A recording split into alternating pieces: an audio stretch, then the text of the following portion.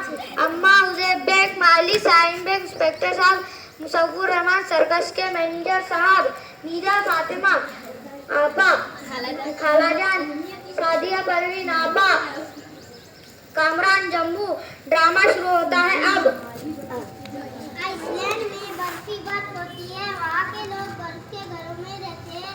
वहाँ बर्फ की सड़कें, बर्फ के सिनेमा घर, बर्फ के स्कूल होते हैं। वहाँ सब पेड़ बर्फ के होते हैं। आइसक्रीम की नारंगियाँ, केले, नाशपातियाँ, अमरूद, अनानास और आम सब बर्फ के होते हैं। और वहाँ भेड़ें और बकरियाँ चॉकलेट आइसक्रीम की होती है। और बर्फ की लाल लाल आग पर बर्फ की रोटियाँ पकती है। खूब बर्फ क्या करती है? नहीं जलती है, हमें मालूम है। नहीं बेटे, बर्फ की आग नहीं जलती। नहीं अम्मा, जलती है। तुम यहाँ बेवकूफ और ढीले हो ना। इस वाक़ये के बाद बबलू सारे खानदान में गब्बास के तौर पर मशहूर हो गया। सभी लोग आपस में बात करने लगे।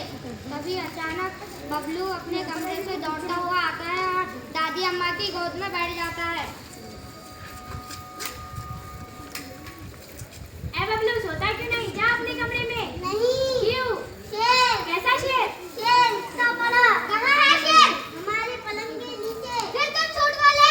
सच, अल्लाह कसम। झूठा कहीं का। जा अपने कमरे में। चल सीधी तरह जाके सो जा अपने कमरे में। नहीं अम्मा, शेर हर वक्त झूठ बोलता है। इस कदर कब को तरसते डाला। डरपोक बना दिया है अम्मा बाबा ने लाड़ करके। दो कौड़ी का ना रहा बच्चा। सभी लोग आपस में बातचीत करने लगे। बबलू की बात पर किसी ने ध्यान नहीं दिया।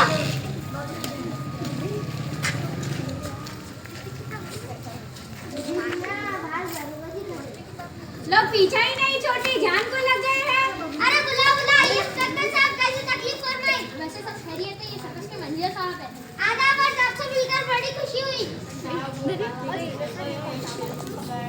शेर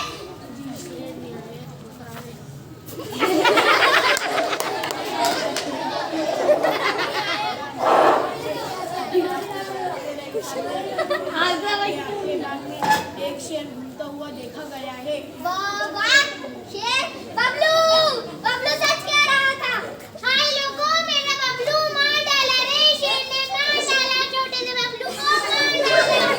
हाय मेरा बच्चा। अरे मुझे तो पहले ही मालूम था तुम लोगों का भारी है मेरा बच्चा। उसकी जान लेकर चल आया।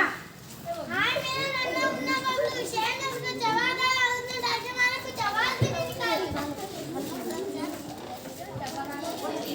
सभी लोग आपस में बातचीत करने लगे।